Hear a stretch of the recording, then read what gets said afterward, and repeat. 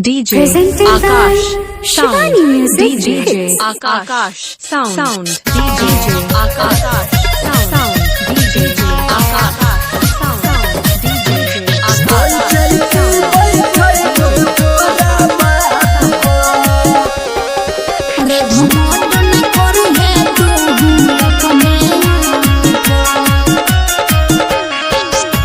ये छौरी तोरले हमर दिल पंचायती बैठई तोरा बाप पर ये छौरी तोरले हमर दिल पंचायती बैठई तोरा बाप पर झूठो कोरई नहीं तू हमरा बदनाम रे DJ वही डूबेली नहीं माई बाबू के नाम रे बातोई तोरा तू होई है मिले रे घमंड नहीं करी है तू अपने आप पर ये छौरी तोरले हमर दिल पंचायती बैठई तोरा बाप पर DJ Akash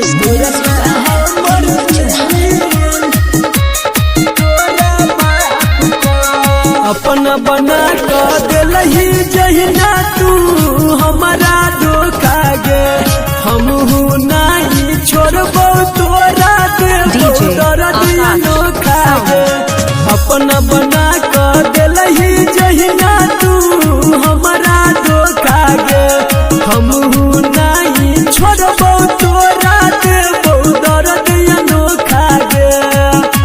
रे छोरा कोरई नहीं तू हमरा मजबूर रे दोसर के बात को ज्यादा ऐ दूर रे नहीं तो मार देबो दिया बाप की बात कहै छियौ साफ साफ गे छौरी तोरले हमर दिल पंचायती बैठई तोरा बाप पर DJ Akash Sound अरे घमंड नहीं करी है तू अपने आप जहिना हम कनलियो तोरा खातिर दिन रात गे ओहिना तोर कपार पटन सन देबो छौरी साथ गे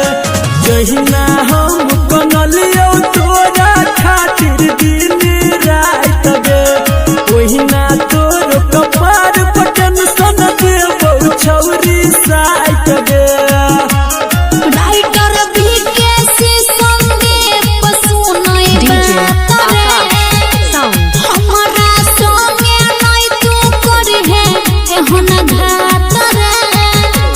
नहीं तो तोरा घर के आटा हेतौगी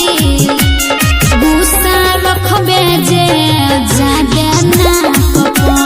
बुझले ये छौरी तोरले हमर दिल पंचायती